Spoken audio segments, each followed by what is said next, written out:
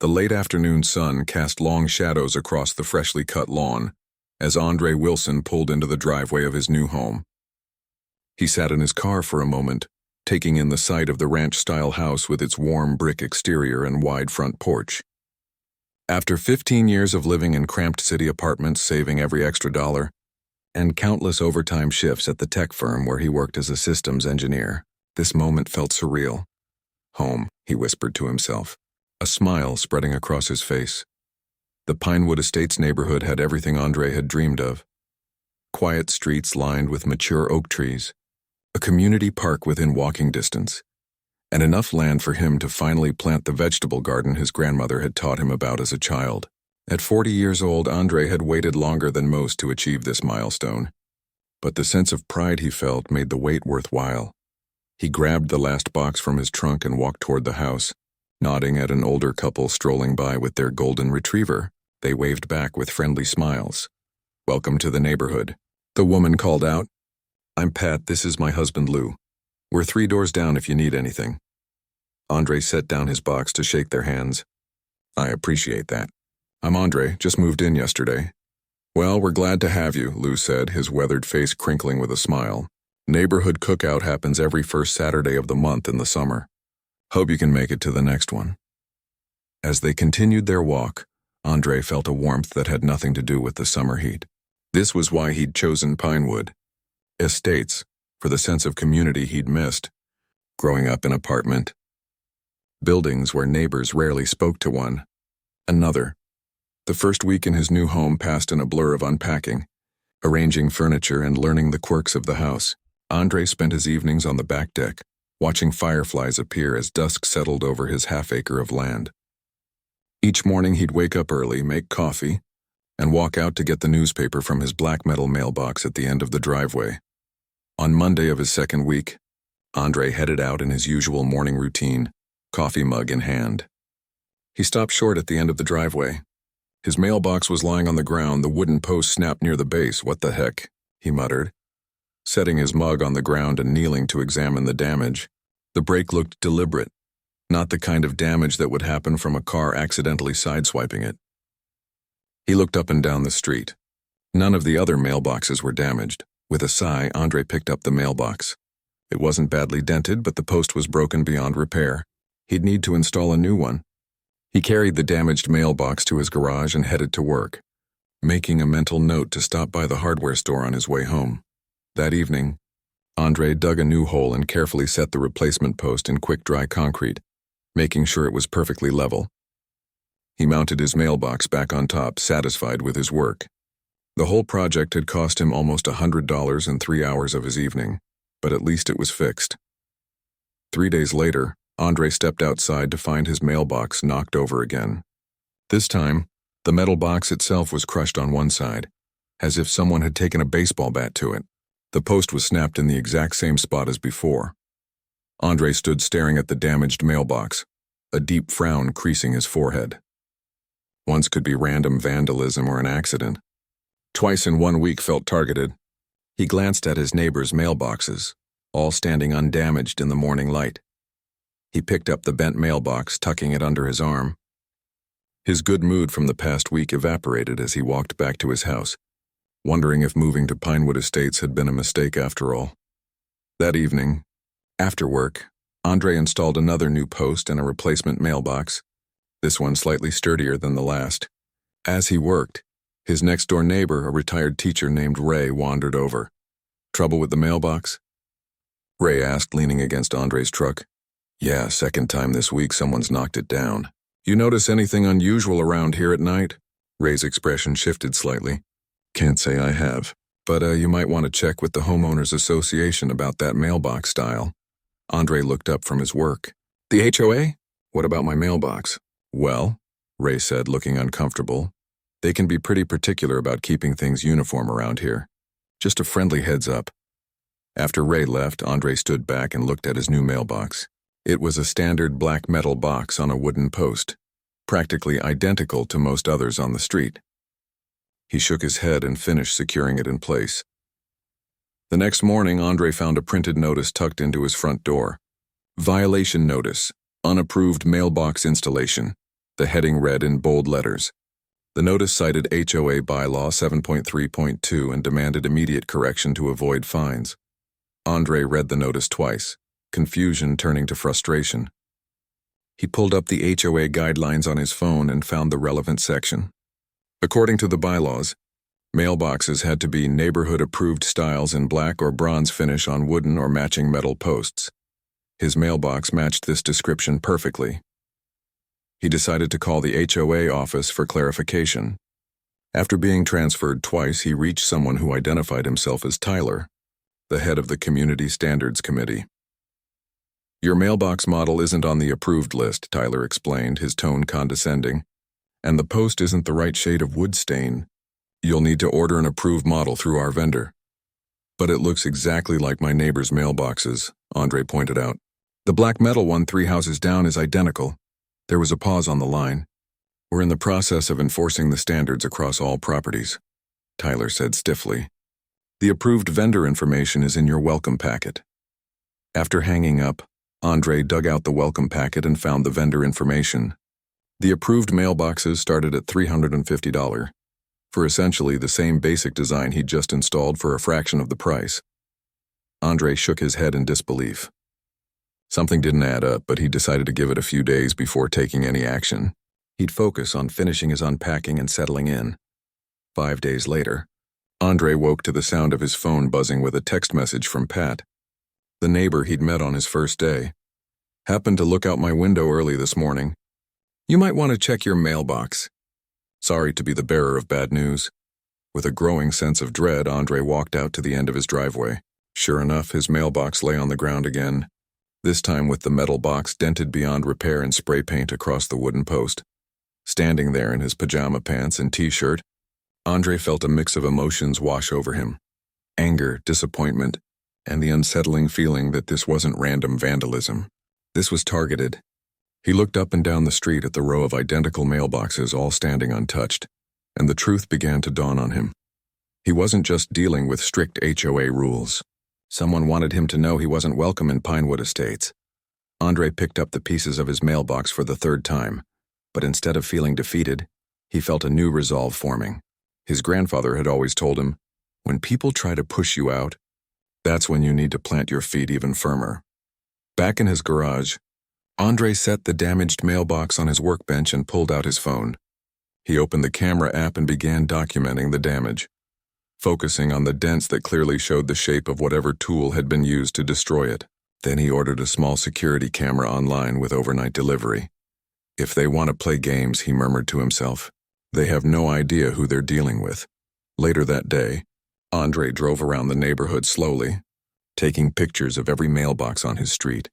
Just as he suspected, at least a dozen homes had the exact same style he'd installed. He also stopped by City Hall to check property records, curious about the history of home ownership in Pinewood Estates. That night, as Andre sat on his back deck watching the sunset, he wasn't just planning how to protect his mailbox. He was strategizing how to protect his right to the home he'd worked so hard to obtain. The peaceful dream of suburban living had been interrupted, but Andre Wilson wasn't the type to back down when challenged. "This is my home," he said quietly to himself, looking out over his backyard as the first stars appeared in the evening sky. "And I'm here to stay." He had no way of knowing then that his next mailbox would become the talk of the neighborhood, the county, and eventually, much more. But as he sipped his tea and planned his next move, one thing was certain: Andre Wilson was about to teach someone a lesson they never saw coming. The small security camera arrived the next day, and Andre wasted no time setting it up. He disguised it inside a decorative birdhouse and positioned it in a tree near the edge of his property, giving it a perfect view of his mailbox without being obvious. The camera was wireless, motion-activated, and sent alerts directly to his phone. For now, Andre decided to install the simplest, cheapest mailbox he could find, just a temporary solution while he gathered evidence. If someone was targeting him, he wanted to know who and why before he made his next move. "Let's see who's playing games," Andre muttered as he secured the plain white metal mailbox to a basic wooden post. He stepped back to look at his work. It wasn't fancy, but it would do for now. That night, Andre struggled to sleep. He kept checking his phone for camera alerts, but none came. The same was true the next night and the night after that. Almost a week passed with his mailbox untouched. Andre began to wonder if his security measures had somehow been spotted, or if the vandals had simply moved on to other targets. Then, at 2:17 a.m. on Friday night, his phone buzzed with an alert. Andre sat up in bed, instantly awake, and opened the notification. The camera feed showed a car with its headlights off slowly rolling to a stop near his driveway. Two figures emerged from the vehicle, moving with purpose toward his mailbox. Andre watched, heart pounding as the figures approached. They wore dark clothing and baseball caps pulled low, but the camera's night vision caught enough of their faces for Andre to recognize them. One was Tyler, the HOA committee head he'd spoken to on the phone. The other was a stocky man Andre had seen patrolling the neighborhood in a golf cart with Community Watch emblazoned on the side.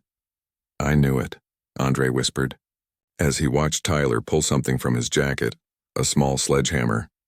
The stocky man held a flashlight while Tyler took a swing at the mailbox, connecting with a dull thud that the camera's microphone barely picked up. 4 more swings and the mailbox was a mangled mess on the ground. Before leaving, Tyler pulled something from his pocket and dropped it on Andre's lawn, another violation notice. Then both men returned to their car and drove away, headlights still off until they reached the end of the street. Andre sat in the dark, replaying the video 3 times. Each viewing only strengthened his resolve. This wasn't about mailbox regulations. This was harassment, plain and simple. The next morning, Andre drove to the local hardware store and bought supplies to reinstall his mailbox. Again. But this time he also stopped at a print shop and had a large sign made. When he returned home, he installed the new mailbox, then hammered the sign into his front lawn. In bold letters it read, "This property is under 24-hour video surveillance." It wasn't subtle, but Andre was done playing nice. He wanted whoever was responsible to know they were being watched. Around noon, his doorbell rang. Andre opened the door to find a thin woman with pinched features standing on his porch. She wore a polo shirt with the Pinewood Estates logo embroidered on the chest. "Mr. Wilson, I'm Beverly Thompson, president of the Homeowners Association," she said, without offering her hand. "Your sign violates 3 separate bylaws regarding lawn decor and signage. It needs to be removed immediately." Andre leaned against the doorframe. "Interesting that you're here about a sign, but not about the fact that my mailbox has been destroyed 4 times in 2 weeks." Beverly's expression didn't change. "We take all violations seriously. If your mailbox doesn't meet community standards, there are proper channels, like having the head of your community standards committee smash it with a sledgehammer in the middle of the night." Andre pulled out his phone and held up the screen, showing a clear frame of Tyler mid-swing. Beverly's composure cracked, just for a second. "I don't know what you're implying, but I'm not implying anything. I'm stating facts. I have video evidence of Tyler and another man vandalizing my property last night. The same property, by the way, that I pay good money to maintain according to community standards." Andre took a step forward, his voice calm but firm. "Now, I could take this video to the police right now and file charges for destruction of property. Or I could bring it to a lawyer who specializes in housing discrimination, but I'd rather handle this within the community first." Beverly's face had gone pale. "There must be some misunderstanding. Perhaps if you attended our next HOA meeting, we could discuss—" "Perfect," Andre cut in. "When is it?" "Thursday evening at 7 in the community center." "But Mr. Wilson, that sign still needs to—" "The sign stays until I feel my property is safe from vandalism. Have a good day, Ms. Thompson." Andre closed the door gently but firmly, his heart racing despite his outward calm. Once alone, Andre let out a long breath. Confrontation wasn't his style, but sometimes it was necessary. He spent the rest of the weekend gathering evidence, photographing similar mailboxes throughout the neighborhood, reviewing HOA bylaws for inconsistencies, and searching online for cases of HOA discrimination in similar communities. By Thursday evening, Andre was ready. He arrived at the community center 10 minutes early, dressed in a crisp button-down shirt and slacks. The room was set up with rows of chairs facing a long table where 5 people sat. The HOA board, including Beverly and Tyler. Andre took a seat in the front row, directly across from Tyler, who avoided eye contact. As other homeowners filtered in, Andre noticed a few curious glances in his direction. He was clearly the newest face in the room. and possibly the only black homeowner present. Beverly called the meeting to order promptly at 7, running through routine business before opening the floor to residents' concerns. When it was Andre's turn to speak, he walked to the podium calmly, carrying a folder of documents and his phone. "Good evening," he began. "For those who don't know me, I'm Andre Wilson. I moved into 427 Oakwood Drive about 3 weeks ago, and since then my mailbox has been destroyed 4 separate times." Murmurs spread through the room. Andre continued. "At first I thought it might be random vandalism, but then I received violation notices about my mailbox not meeting community standards, despite it being identical to many others in the neighborhood." He placed photos on the display table, images of mailboxes throughout Pinewood Estates that matched his own. "I counted 17 identical mailboxes in our community, none of which have received violations." Tyler shifted uncomfortably in his seat as Andre continued. "I was confused, so I installed a security camera, and what I captured was this." Andre connected his phone to the projector and the video played for everyone to see. Gasps filled the room as Tyler and his companion were clearly shown destroying Andre's mailbox and dropping the violation notice. "Mr. Wilson," Beverly interrupted, her voice tight. "This is highly inappropriate with all due respect." "Ms. Thompson," Andre said firmly, "destruction of property is highly inappropriate. Selective enforcement of rules based on who you want in your neighborhood is highly inappropriate. What I'm doing is bringing a legitimate grievance to the proper forum." An older man in the back stood up. "I've lived here 20 years and I've never seen anything like this. Who authorized these people to act as neighborhood police?" Beverly looked flustered. "The Community Standards Committee has always had enforcement authority." "To vandalize property?" Another resident called out. "My mailbox is exactly like his and nobody's touched it in the 5 years I've lived here." The meeting quickly devolved into heated discussion. Several residents expressed shock at the video, while others shared their own stories of seemingly arbitrary rule enforcement. Tyler eventually stood up and left without a word, followed by another board member. When the chaos settled, Beverly attempted to regain control. "We will, of course, investigate this matter thoroughly. Mr. Wilson, the board extends its apologies for any misunderstanding." "This wasn't a misunderstanding," Andre said quietly but firmly. "This was targeted harassment, and it stops now." He laid out his terms clearly: a formal apology from the HOA, removal of all violation notices from his record, reimbursement for the damaged mailboxes, and most importantly, a review of all HOA enforcement practices to ensure fair and equal treatment of all residents. "I don't want special treatment," Andre concluded. "I just want the same respect given to every other homeowner in Pinewood Estates." As the meeting adjourned, several neighbors approached Andre, offering support and sharing contact information. Ray, his next-door neighbor, looked embarrassed. "I should have said something when I first noticed what was happening," Ray admitted. "I just didn't want to get involved in HOA politics." Andre nodded, understanding the hesitation. Sometimes it's hard to be the first one to speak up. Walking to his car afterward, Andre felt a mix of emotions: relief that he'd confronted the issue head-on, pride in standing his ground, but also sadness that such a fight was necessary in the first place. The battle wasn't over. He knew Beverly's promise to investigate might be nothing more than a delay tactic. And Tyler, publicly humiliated, might become even more hostile. But Andre had accomplished something important tonight. He'd brought the shadows into the light. As he drove home, Andre knew one thing for certain: he would need a new mailbox, one that even the most determined vandal couldn't destroy. And he had just the idea for how to build it.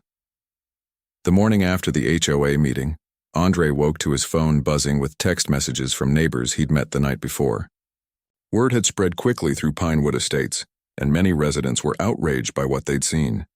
A woman named Diane, who lived at the other end of the neighborhood, invited Andre to join a small group of homeowners who had been documenting HOA overreach for years. "We could use someone with your courage," Diane's message read, "and your evidence-gathering skills." Andre agreed to meet them that weekend, but first he had work to do. Despite the public confrontation, he wasn't convinced the harassment would stop. The look in Tyler's eyes as he'd stormed out of the meeting suggested this was far from over. If anything, Andre suspected the vandalism might escalate. He needed to understand what he was really dealing with. After work that day, Andre drove to the county records office and requested all public documents related to Pinewood Estates: property sales, HOA incorporation papers, complaint filings, and legal actions from the past 10 years. The clerk raised an eyebrow at the extensive request. That's a lot of paperwork. Research project, something like that, Andre replied with a smile. Just want to understand the history of my new neighborhood. 3 hours and dozens of photocopies later, Andre spread the documents across his dining room table and began sorting through them methodically. His engineering mind looked for patterns, anomalies, anything that might explain the seemingly random targeting. What he found disturbed him more than he expected. In the past decade, only 7 black families had purchased homes in Pinewood Estates. Of those, 5 had sold their properties and moved away within 2 years. The HOA records showed a pattern. Each of these homeowners had received multiple violation notices, often for infractions that weren't enforced against other residents. Landscaping violations, unapproved paint colors, improper mailbox installation. It's not random at all, Andre muttered, staring at the evidence before him. He dug deeper and found that both Tyler and Beverly had joined the HOA board 7 years ago. Around the same time, the pattern of selective enforcement began. Before that, Pinewood Estates had been more diverse, with stricter but more equally applied rules. Andre wasn't naive. He'd faced subtle discrimination before, but this was different. Organized, systematic, and hiding behind the veneer of community standards. It made his blood boil, but it also strengthened his resolve. His research was interrupted by another text message. This one from Pat, the neighbor who'd first warned him about his damaged mailbox. Check your email. Someone leaked the HOA's private discussion group messages. You should see what they've been saying. Andre opened his laptop and found the forwarded message. It contained screenshots from a private messaging group called Pinewood Preservation Committee. Not an official HOA channel, but a separate group that included several board members. His stomach tightened as he scrolled through the messages. They discussed maintaining neighborhood character and preserving property values through enhanced enforcement of rules for certain new residents. Though they never used explicitly racist language, the intent was clear from the context. One message from Tyler, dated the day after Andre moved in, read, "New resident at 427 Oakwood. Doesn't seem to understand our community standards. Might need extra attention from the committee." Andre leaned back in his chair, taking deep breaths to manage his anger. This wasn't just about a mailbox anymore. It was about his right to live peacefully in a home he'd worked hard to afford, in a neighborhood where he should be welcomed, not targeted. On Saturday, Andre met with Diane and 4 other homeowners at a coffee shop outside the neighborhood. They were a diverse group, an elderly white couple who'd lived in Pinewood since it was built, a Latino family who'd faced similar harassment when they moved in 3 years ago, and a younger white woman who'd been fighting the HOA over sustainability initiatives. We've been documenting everything, Diane explained, showing Andre a thick folder of papers. Inconsistent enforcement, secret rule changes, targeted harassment. But we've never had such clear evidence as your video. The elderly man, who introduced himself as Frank, shook his head sadly. This isn't what Pinewood was meant to be. When we moved here 30 years ago, the rules were about maintaining a nice community, not keeping people out. They shared stories for over an hour, violation notices for holiday decorations that were allowed on other homes, fines for grass being half an inch too tall, bizarre interpretations of paint color guidelines that seemed to change depending on who was painting. The problem, Diane explained, is that most people just pay the fines or make the changes to avoid conflict. The few who fought back eventually got tired of the battle and moved away, which is exactly what they want, Andre said, connecting the dots. They make life difficult enough that people choose to leave, then they can say no one forced them out. The Latino man, Miguel, nodded grimly. They tried it with us. For a year we got violation notices every week, but we stayed and fought each one. Eventually they moved on to easier targets. Andre shared what he'd found in the county records and the leaked messages. The group was disturbed but not surprised. We've suspected this for years, Diane said. But suspicion isn't proof, and without proof, it's just our word against theirs. Well, now we have proof, Andre replied, tapping his phone where the video was saved. And I'm thinking it's time to do more than just document the problem. They spent the next hour developing a plan. First, they would formally request all HOA records under the state law that governed homeowners associations. Second, They would compile their evidence into a comprehensive report. And third, they would present their findings at the next HOA meeting with as many residents in attendance as possible. This isn't just about discrimination, Andre explained. It's about power and accountability. The board is supposed to serve the community, not rule it like personal territory. As they wrapped up their meeting, Frank placed a weathered hand on Andre's shoulder. You know they're going to come after you even harder now, son. Are you ready for that? Andre nodded. I'm not just ready. I'm counting on it. Back at home, Andre spent the rest of the weekend designing something special. Monday morning, he called into work and requested a few days off, explaining he had a home improvement project that couldn't wait. His boss, understanding the situation after Andre had shared the video, was supportive.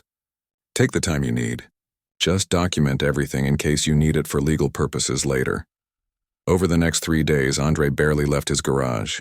The sounds of power tools and metalwork occasionally drew curious glances from neighbors walking by. But Andre kept the garage door mostly closed, revealing little of what he was creating. On Thursday afternoon, Diane texted him. Heads up. Tyler and 2 others from the committee were talking about your property today. Overheard them saying they needed to address the ongoing violations tonight. Andre smiled to himself. Perfect timing. He was just putting the finishing touches on his project. As dusk fell, Andre wheeled his creation out to the end of his driveway. To a casual observer, it looked like a standard black mailbox on a wooden post, almost identical to the approved models throughout the neighborhood. But this was no ordinary mailbox.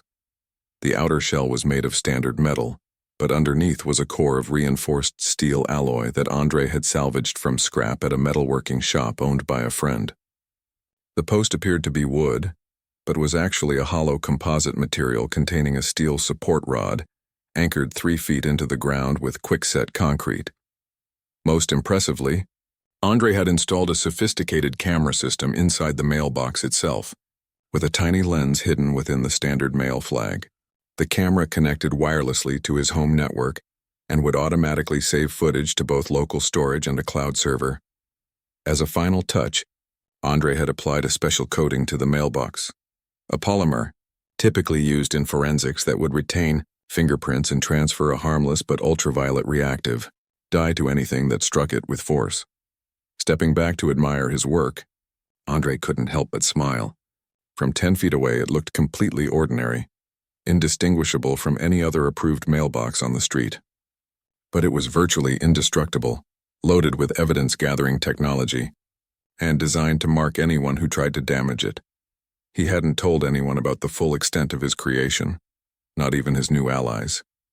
This was between him and the self-appointed neighborhood cops, who thought they could intimidate him into leaving. That night, Andre stayed up late, monitoring the camera feed on his laptop. Around 1:30 a.m., the same car from before approached with its headlights off. This time, 3 figures emerged: Tyler, the stocky man from before, and a new accomplice. Andre watched calmly as they approached his mailbox, sledgehammer in hand. Tyler took the first swing, connecting solidly with the side of the mailbox. Instead of crumpling, the mailbox barely dented. The look of confusion on Tyler's face was priceless. He swung again, harder this time. The impact sent a jolt up the sledgehammer handle, causing Tyler to drop it with a yelp of pain. The stocky man picked it up and took his turn, putting his full weight behind the swing. The mailbox didn't budge, but the special coating did its job, transferring the ultraviolet dye to the sledgehammer in the man's hands. After several more failed attempts, the frustrated vandals retreated to their car, unaware that they'd been recorded in high definition, or that their hands and tools now carried evidence that would show up clearly under ultraviolet light. Andre leaned back in his chair, a mixture of satisfaction and sadness washing over him. He'd won this round, but the fact that he needed to go to such lengths just to protect his property was a sobering reminder of the battles still ahead. As he watched the car drive away, Andre reached for his phone. It was time to put the second phase of their plan into motion. He sent a group text to Diane and the others. They took the bait. Meeting tomorrow to review the new evidence? The responses came quickly, all affirmative. This wasn't just Andre's fight anymore. It had become a community standing up against those who would use rules as weapons of exclusion. Andre finally went to bed as dawn was breaking, tired, but resolute. His grandfather's words echoed in his mind. When people try to push you out, that's when you need to plant your feet even firmer. His mailbox stood intact at the end of the driveway, a small but powerful symbol of resistance. And tomorrow would bring the next step in a journey that Andre now understood was about much more than where he would live. It was about demanding the right to belong. The next day, Andre met Diane and the others at Frank's house. He connected his laptop to Frank's TV and played the previous night's footage.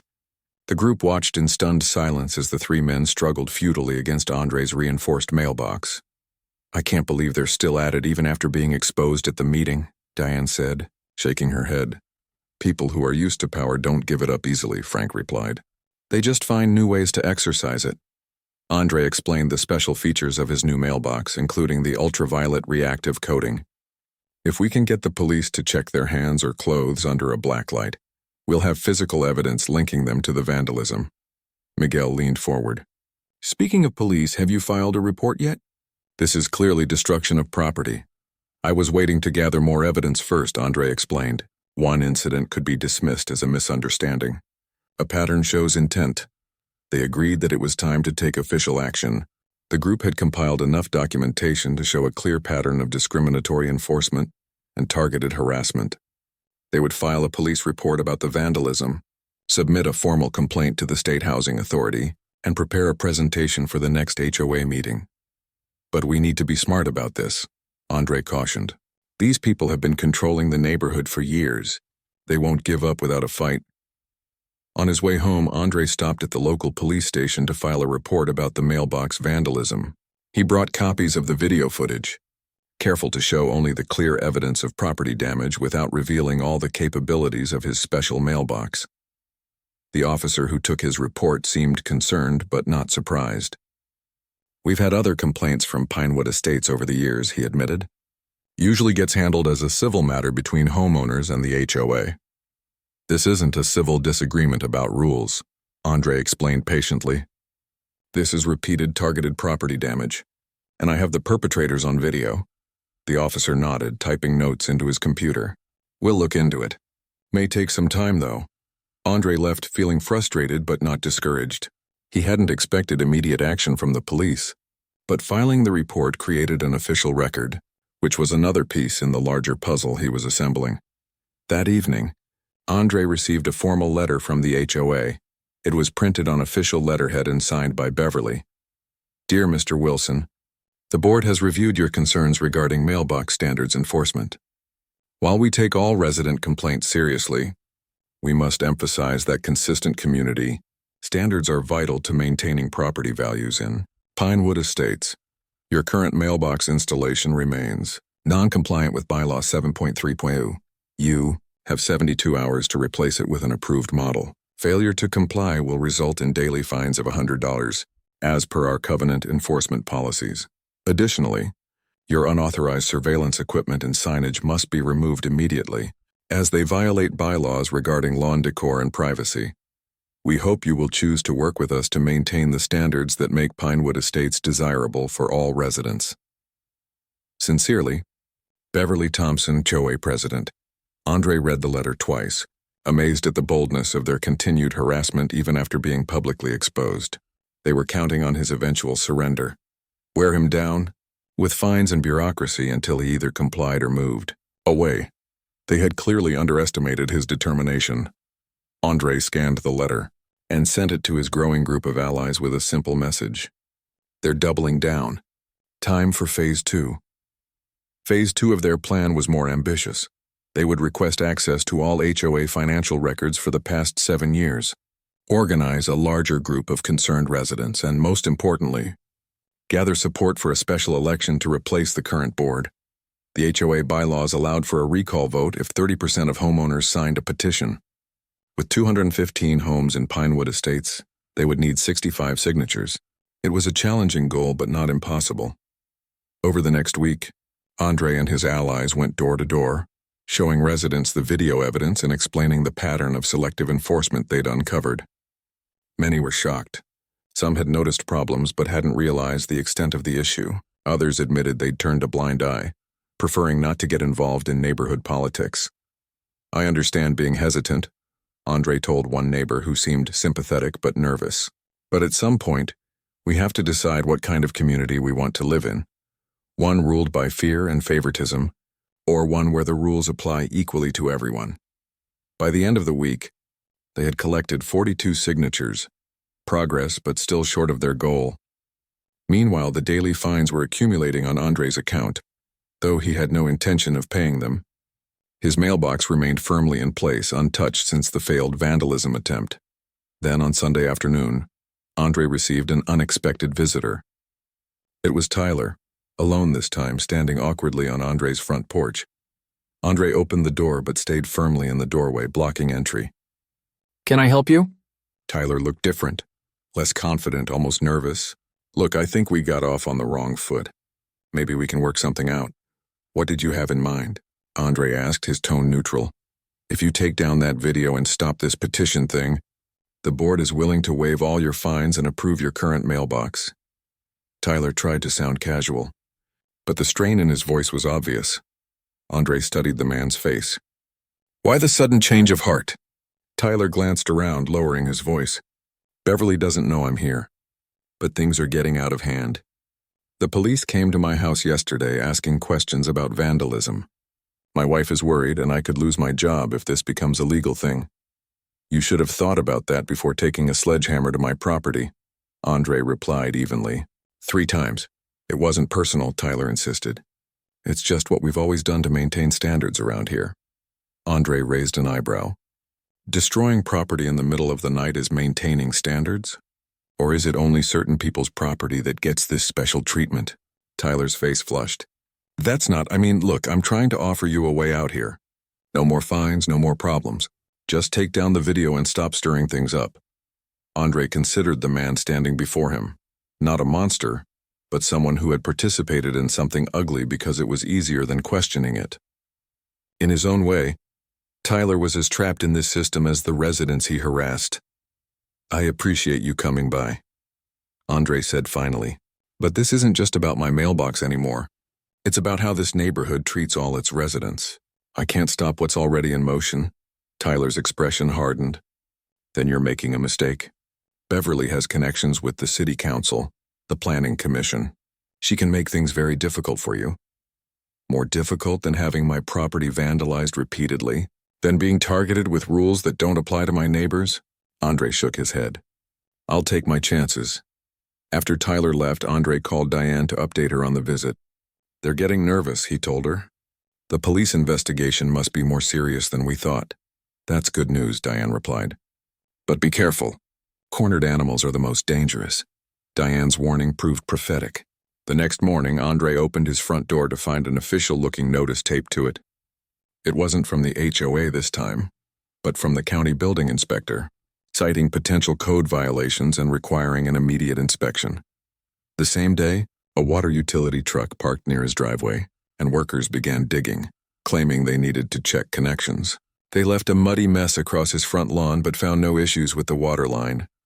They're pulling strings, Frank confirmed when Andre called him. Beverly's brother-in-law works for the county planning department. We've seen this before.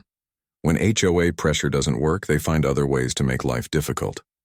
Andre documented each incident, adding to the growing file of evidence. But he also realized they needed to accelerate their plans. The recall petition was moving too slowly, and the pressure was mounting. That night, the small group gathered again at Frank's house to reassess their strategy. Miguel brought good news. 3 more residents had signed the petition after seeing how the county resources were being misused for personal vendettas. We're up to 47 signatures, he reported. Still need 18 more, though. We need something that will reach more residents quickly, Andre said. Something that can't be ignored or dismissed.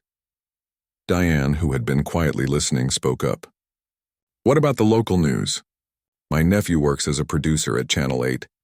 This kind of story, discrimination, corruption, abuse of power, they might be interested. The group exchanged looks. Going public would escalate the situation dramatically. Once the story hit the news, there would be no turning back. It's a big step, Frank cautioned. Are we ready for that kind of attention? Andre thought about everything that had happened since he moved to Pinewood Estates. The vandalism, the harassment. the discovery of years of discriminatory practices. He thought about the other families who had been driven away, and those who might face similar treatment in the future if nothing changed. "I think it's time," he said finally. "Not just for us, but for everyone who's been bullied into silence." The group agreed. Diane would contact her nephew, and they would prepare their evidence for public viewing. They spent the rest of the evening organizing their documentation and practicing how to present their case clearly and factually. As Andre drove home later that night, he noticed a car following him, the same model Tyler and his companions had used during their nighttime vandalism. It stayed several car lengths back, but definitely tracked his turns through the neighborhood. Instead of going home, Andre drove to the local 24-hour grocery store, parked under a bright light near the entrance, and waited. The car circled the lot twice before driving away. The message was clear. They were watching him, trying to intimidate him. But Andre had moved beyond fear. Each act of harassment only strengthened his resolve and confirmed the righteousness of his cause. Back home, Andre checked his special mailbox and found it undisturbed. He patted its seemingly ordinary exterior with a small smile. This unassuming object had become a symbol of his refusal to be driven away. Functional, unbreakable, and hiding strengths that its opponents never expected. Tomorrow would bring a new phase in the battle for Pinewood Estates.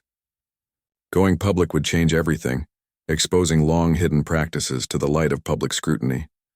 Some neighbors might resent the attention, but others would finally see the truth that had been hiding in plain sight all along. As Andre prepared for bed, his phone buzzed with a text from Diane. "Nephew says they're interested. Reporter wants to meet tomorrow." This is happening. Andre took a deep breath. There would be no going back now. But then he had never intended to retreat. Some battles needed to be fought not just for personal vindication, but because the alternative, surrender to injustice, was simply unacceptable. "Ready when you are," he texted back.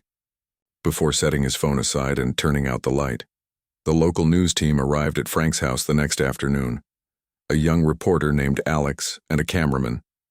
The living room was crowded with Andre, Diane, Frank, Miguel, and several other neighbors who had joined their cause. "Just to be clear," Alex said after introductions, "you have evidence that HOA board members personally vandalized a homeowner's property because of his race?" "We have evidence of the vandalism," Andre clarified. "The motivation becomes clear when you look at the pattern of selective enforcement over the years." He presented their carefully organized evidence, the videos of Tyler and his companions destroying Andre's mailbox, the records showing how minority homeowners had been targeted with violations that weren't enforced against white residents, and the threatening letters Andre had received. The reporter's eyes widened as she reviewed the documentation. "This is more substantial than I expected.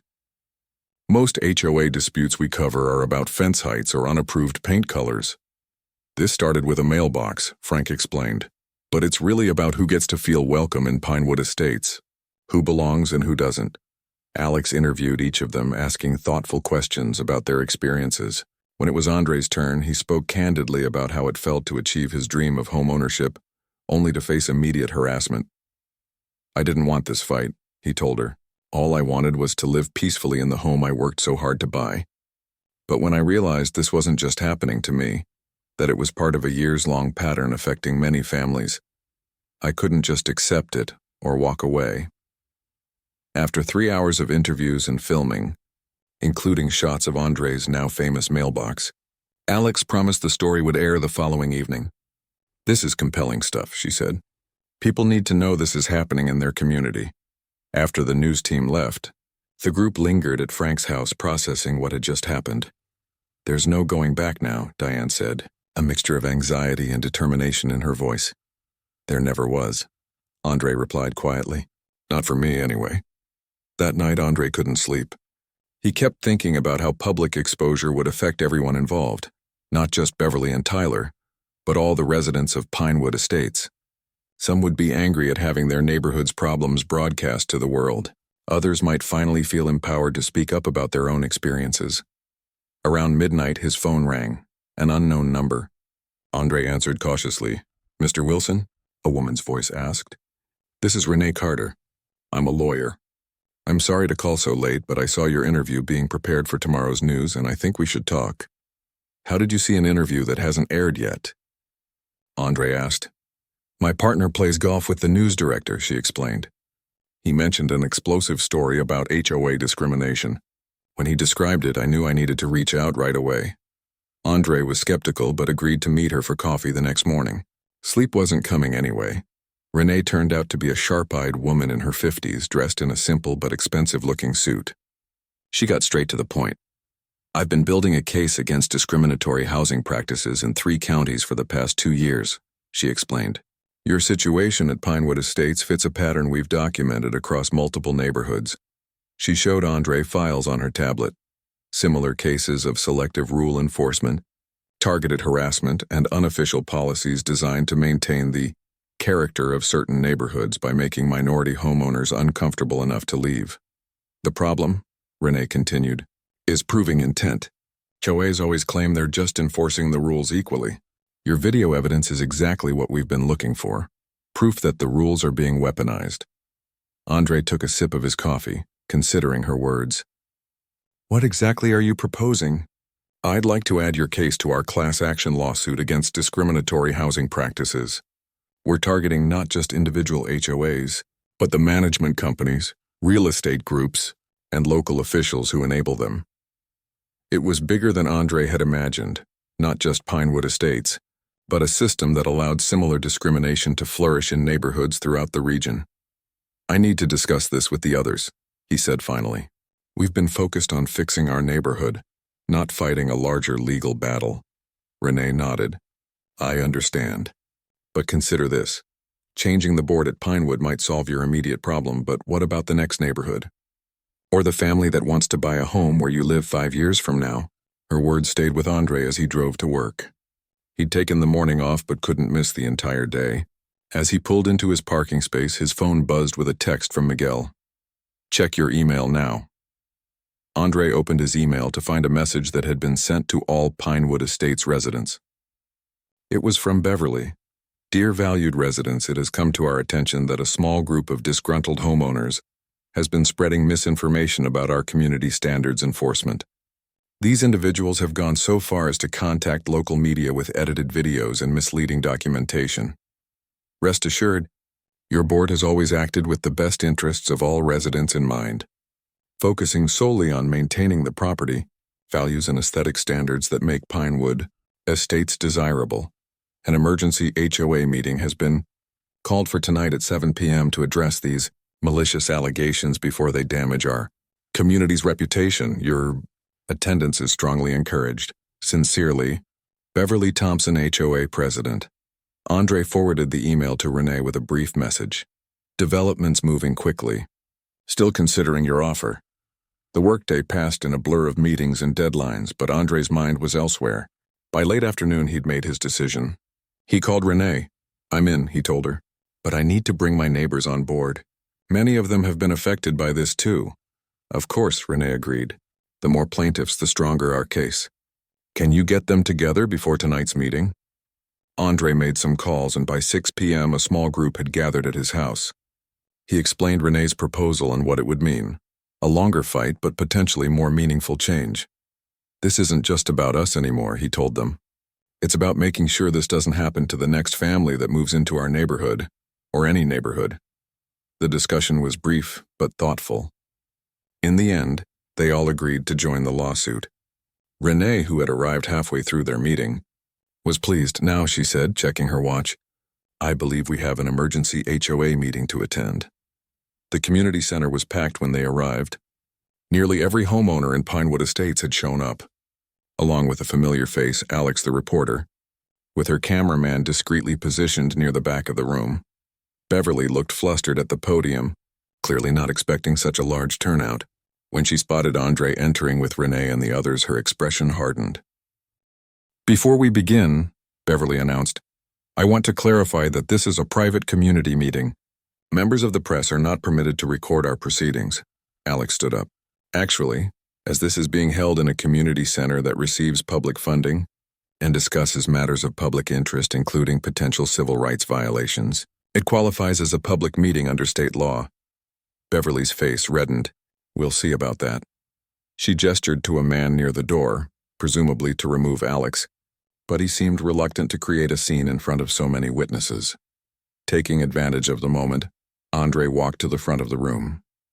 "If I may," he said loudly enough for everyone to hear, "I think the residents deserve to know exactly what's been happening in their neighborhood." Without waiting for permission, he connected his laptop to the projector and began his presentation. The room fell silent as the videos played, showing Tyler and his companions vandalizing Andre's mailbox, followed by clips of their failed attempt to destroy his reinforced version. Andre then displayed charts showing the disproportionate enforcement of rules against minority homeowners, alongside statements from former residents who had moved away after constant harassment. "This isn't about mailboxes or lawn decorations," Andre concluded. "It's about who feels welcome in this community and who doesn't. It's about rules that apply to some people but not others." The silence that followed was broken by a voice from the back of the room. "Is this true, Beverly? Have you been targeting certain homeowners?" Beverly tried to regain control. "These allegations are completely unfounded. Mr. Wilson has doctored these videos to make it appear—" "That's not true," interrupted a woman near the front. "I've seen Tyler and his friends driving around at night checking for violations. They've never once stopped at my house, but my neighbor gets citations every week." More voices joined in, sharing similar observations. The mood in the room shifted palpably, as residents began connecting dots they'd previously ignored. Tyler, who had been sitting quietly near the podium, suddenly stood up. "This is ridiculous. I'm not sitting here while you people accuse me of what, Tyler?" Andre asked calmly. "Of smashing my mailbox? Because we all just watched you do exactly that." Before Tyler could respond, Renee stepped forward, introducing herself to the room. "I'm here representing several residents in a class action lawsuit against discriminatory housing practices. Based on the evidence we've gathered, Pinewood Estates will be named in this lawsuit unless significant changes are made immediately." The room erupted in conversation. Beverly pounded her gavel ineffectively, trying to restore order. In the chaos, Andre noticed several board members huddled together, speaking urgently in hushed tones. Finally, one of them, an older woman who had served on the board for years but rarely spoke, approached the microphone. "I think," she said quietly, causing the room to gradually fall silent, "that it's time for some changes around here." She turned to Beverly and Tyler. "I had no idea this was happening. None of us did, or at least that's what we told ourselves. But we can't ignore it now." The woman, whose name was Dorothy, proposed an immediate vote of no confidence in the current board leadership, followed by a special election in 2 weeks to select a new board. "And in the meantime," she added, looking directly at Andre, "all outstanding fines and violation notices will be suspended pending review by the new board." The vote was overwhelmingly in favor of Dorothy's proposal. Beverly and Tyler left without speaking to anyone, their faces a mixture of anger and disbelief. As the meeting broke up, residents approached Andre and his allies, some offering support, others asking questions, a few even apologizing for not noticing what had been happening. Alex caught up with Andre near the door. "This is a much bigger story than I initially thought. Would you be willing to do a follow-up interview? People should know that standing up to discrimination can actually work." Andre nodded. "Yes, but make sure to include that this is just the beginning. One neighborhood isn't enough." Outside in the parking lot, Frank clapped Andre on the shoulder. "When you moved in, I never imagined you'd end up changing everything around here." "I never imagined it either," Andre admitted. "I just wanted to get my mail without finding my mailbox smashed on the ground." They shared a laugh, but Andre's expression soon turned serious again. "There's a lot of work ahead. The lawsuit, the new HOA election, rebuilding trust in the community." "True," Diane agreed, joining them. "But for the first time in years, it feels like Pinewood Estates might actually become the kind of neighborhood it was always meant to be. One where everyone belongs." 2 months later, Andre stood at his front door watching as new neighbors moved in across the street. A young family with 2 small children, helping their grandparents unload boxes from a moving truck. The grandfather caught Andre's eye and waved. Andre waved back, then walked down his driveway to introduce himself. His now famous mailbox stood proudly at the curb, no longer needed as a fortress against vandalism, but remaining as a symbol of something important, that sometimes standing your ground can change not just your own situation, but an entire community. The mailbox design, which Andre had patented and shared with housing rights organizations across the country, was now being installed in neighborhoods where other families faced similar harassment. It had become known in housing advocacy circles as the Watchman, unassuming on the outside, but with hidden strength that those who underestimated it discovered too late. As Andre reached out his hand to welcome his new neighbors, he felt a sense of pride that had nothing to do with property values or curb appeal. This was what home was supposed to feel like. Not just a house with your name on the deed, but a place where you truly belonged.